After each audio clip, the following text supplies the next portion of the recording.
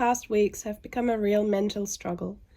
We made it this far, yet the end just wasn't coming any closer. Sorry for my terrible voice. Seems stress, living in a damp, moldy sleep-out, and having a 5-year-old leads to being sick all the time. It's fix-up time. Due to several cancellations of my fortnightly supervised site visits, Richard and I were finally allowed to go through the house together by ourselves to note down anything damaged, incomplete, or shoddy workmanship that needs to be fixed. We weren't told, however, that this was the last time we got to go into the house, but more to that later.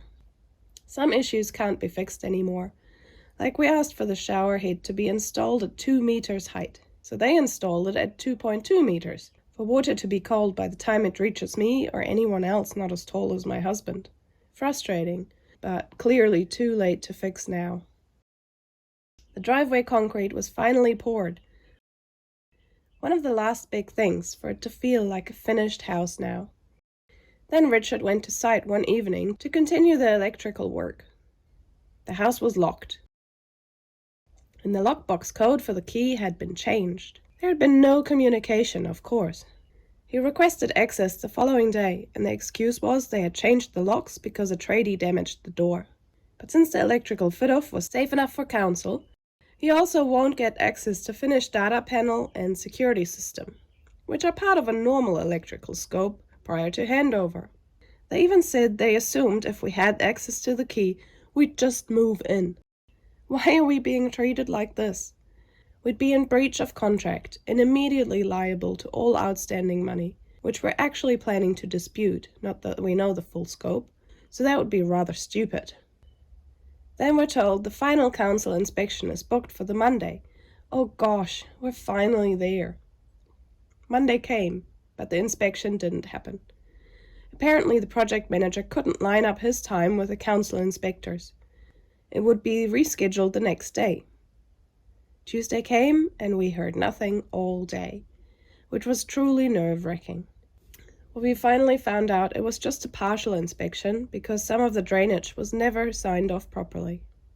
The building company said the council inspector would come again on Thursday.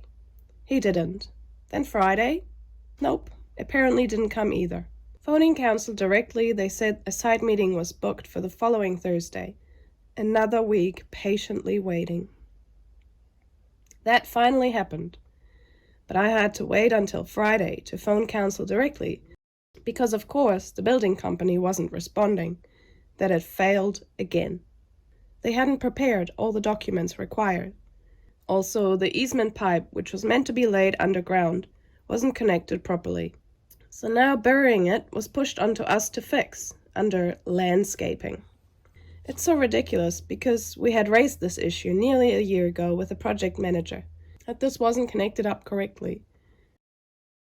Lastly, the inspector raised that the drainage was still not signed off properly, and also the water wasn't draining from the hand-dug foundations, which my husband ended up fixing as well. Council told me that our building company wasn't prepared or seemed to understand the requirements for final sign-off, making their job very difficult and delaying things for 3 weeks so far. We feel burned out, being told we'll be given a handover date, yet still don't even know the final costs, even though all the work is done, and I keep asking for invoices for provisional sums. We can only imagine it will be an absolute shock.